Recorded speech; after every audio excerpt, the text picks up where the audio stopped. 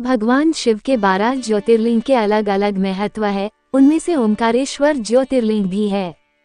यह मध्य प्रदेश के खंडवा जिले में स्थित है। ये ज्योतिर्लिंग मोरतक्का गांव से लगभग 14 किलोमीटर दूर बसा है। ये द्वीप पर बसा है और इस द्वीप का आकार ओम के आकार का है। नर्मदा नदी जो भारत में पवित्र तथा पूजनीय नदी है, ओमकारेश्वर का निर्माण नर्मदा नदी से अपने आप हुआ है। ओमकारेश्वर मंदिर के भीतर अनेक मंदिर हैं। नर्मदा के दोनों दक्षिण और उत्तरी तट पर मंदिर है। पुराणों के माने तो कोई भी तीर्थयात्री और भक्त जन भले ही सारे तीर्थ कर ले, परंतु जब तक ओमकारेश्वर आकर किए गए तीर्थों का जल यहाँ नहीं चढ़ाता, उसके तीर्थ को पूर्ण नहीं माना जाता है। पुराणों की माने तो नर्मदा जी के दर्शन करने से और उनमें स्नान करने से जमुना जी के 15 दिन का स्नान और गंगा जी के 7 दिन का स्नान जितना फल मिलता है। अगर कोई भक्त जन ओमकारेश्वर क्षेत्र की तीर्थ यात्रा करता है तो उसे केवल ओमकारेश्वर ज्योतिर्लिंग के दर्शन ही नहीं, वहां बसे अन्य 24 अवतार के दर्शन भी करनी चाहिए, जिनके नाम इस प्रकार है। माता घाट, सेलानी सीता वाटिका, धावड़ी कुंड, मार्कंडेय शिला, मार्कंडेय संन्यास आश्रम, अन्नपूर्णाश्रम, विज्ञानशाला, बड़े हनुमान, खीराप्ती हनुमान, ओंकार मठ, माता आनंदमयी आश्रम, ऋणमुक्तेश्वर महादेव, गायत्री माता मंदिर, सिद्धनाथ गौरी सोमनाथ, आड़े हनुमान, माता वैष्णो देवी मंदिर, चांद सूरज दरवाजे, विरखला, विष्णु मंदिर, ब्रह्मेश्वर मंदिर, सेगांव के गजानन महाराज का मंदिर, काशी विश्वनाथ, नरसिंह टेकरी, कुबेरेश्वर महादेव, चंद्रमौलेश्वर महादेव के मंदिर भी दर्शनीय हैं। राजा माधाता ने यहाँ नर्मदा किनारे इस पर्वत पर घोर तपस्या कर भगवान शिव को प्रसन्न किया और शिवजी के प्रकट होने पर उनसे यही निवास करने का वरदान मांग लिया। तभी से उक्त प्रसिद्ध तीर्थ नगरी ओंकार माधाता के रूप में पुकारी जाने लगी। जिस ओंकार शब्द का उच्चारण सर्वप्रथम सृष्टिकर्ता विधाता के मुख से हुआ, वेद का पाठ इसके उच्चारण किए बिना नहीं होता है।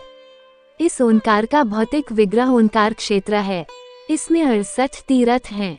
यहाँ 33 कोटि देवता परिवार सहित निवास करते हैं। शास्त्रों की माने तो कोई भी भक्त कितने भी तीर्थ स्थल के दर्शन कर ले, अगर उसने ओमकारेश्वर ज्योतिर्लिंग पर अपने सभी किए हुए तीर्थों का जल नहीं चढ़ाया तो उसके सारे तीर्थ अधूरे माने जाते हैं।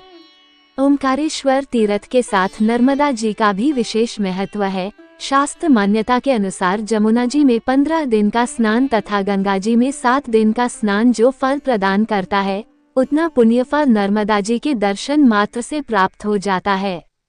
दोस्तों, तो आए आगे की कथा जानते हैं। नमस्कार दोस्तों, आपका ही चैनल बातें ज्ञान यूट्यूब चैनल में आपका स्वागत है। कृपया चैनल को सब्सक्राइब करें, वीडियो को शेयर करें। धन्यवाद। एक बार मुनिश्रेष्ठ नारद ऋषि घूमते हुए गिरिराज विंध्य पर पहुंच गए। विंध्य ने बड़े आदर सम्मान के साथ उनकी विधिवत पूजा की। मैं सर्वगुण संपन्न हूँ, मेरे पास हर प्रकार की संपदा है, किसी वस्तु की कमी नहीं है। इस प्रकार के भाव को मन में लिए विंध्याचल नारद जी के समक्ष खड़ा हो गया। अहंकारनाशक श्री नारद जी विंध्याचल की अभिमान से भरी बातें सुनकर लंबी सांस खींचते हुए चुपचाप खड़े रहे। उसके बाद विंध्य पर्वत ने पूछा, आपको मेरे पास कौन सी कमी दिखाई दी? आपने किस कमी को देखकर लंबी सांस खींची? नारद जी ने विंध्याचल को बताया कि तुम्हारे पास सब कुछ है, किंतु मेरु पर्वत तुमसे बहुत ऊंचा है। उस पर्वत के शिखरों का विभाग देवताओं के लोकों तक पहुंचा हुआ है। मुझे लगता है कि तुम्हारे शिखर के भाग वहां तक कभी नहीं पहुंच पाएंगे।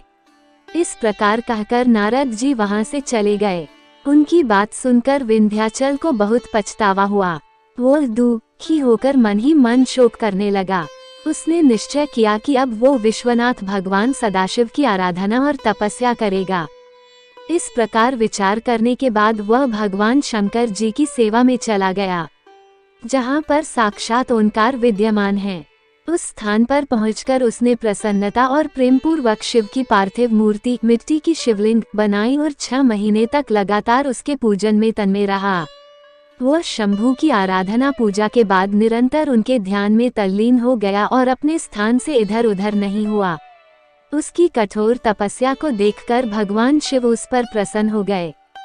उन्होंने विंध्याचल को अपना दिव्य स्वरूप प्रकट कर दिखाया, जिसका दर्शन बड़े बड़े योगियों के लिए भी अत्यंत दुर्लभ होता है। सदाशिव भगवान प्रसन्नतापूर्वक विंध्याचल से बोले, विंध्या, मैं तुम पर बहुत प्रसन्न हूँ। मैं अपने भक्तों को उनका अभीष्ट वर प्रदान करता हूँ, इसलिए तुम वर मांगो। विंध्य ने कहा, देवेश्वर महेश, यदि आप मुझ पर प्रसन्न हैं, तो भक्तवत्सल, हमारे कार्य की सिद्धि करने वाली वह अभीष्ट बुद्धि हमें प्रदान करें। विंध्य पर्वत की याचना को पूरा करते हुए भगवान शिव ने उससे कहा कि पर्वतराज, मैं तुम्हें वो उत्तम वर बुद्धि प्रदान करता हूँ। तुम जिस प्रकार का काम करना चाहो वैसा कर सकते हो। मेरा आशीर्वाद तुम्हारे साथ है। भगवान शिव ने जब विंध्य को उत्तम वर दे दिया, उसी समय देवगण तथा शुद्ध बुद्धि और निर्मल चित्त वाले कुछ ऋषिगण भी वहां आ गए। उन्होंने भी भगवान शंकर जी की विधिवत पूजा की और उनकी स्तुति करने के बाद उनसे कहा, प्रभो, आप हमेशा के लिए यहाँ स्थिर होकर निवास करें। देवताओं की बात से महेश्वर भगवान शिव को बड़ी प्रसन्नता हुई। लोगों को सुख पहुँचाने वाले परमेश्वर शिव ने उन ऋषियों तथा देवताओं की बात को प्रसन्नतापूर्वक स्वीकार कर लिया। वहां स्थित एक ही ओंकारलिंग दो स्वरूपों में विभक्त हो गया। प्रणव के अंतर्गत जो सदाशिव विद्यमान हुए, उन्हें ओंकार नाम से जाना जाता है। इसी प्रकार पार्थिव मूर्ति में जो ज्योति प्रतिष्ठित हुई थी, वह परमेश्वर लिंग के नाम से विख्यात हुई। परमेश्वर लिंग को ही अमलेश्वर भी कहा जाता है। इस प्रकार भक्तजनों को अभीष्ट फल प्रदान करने वाले ओंकारेश्वर और परमेश्वर नाम से शिव के ये ज्योतिर्लिंग जगत में प्रसिद्ध हुए। देवों के देव महादेव की जय हो।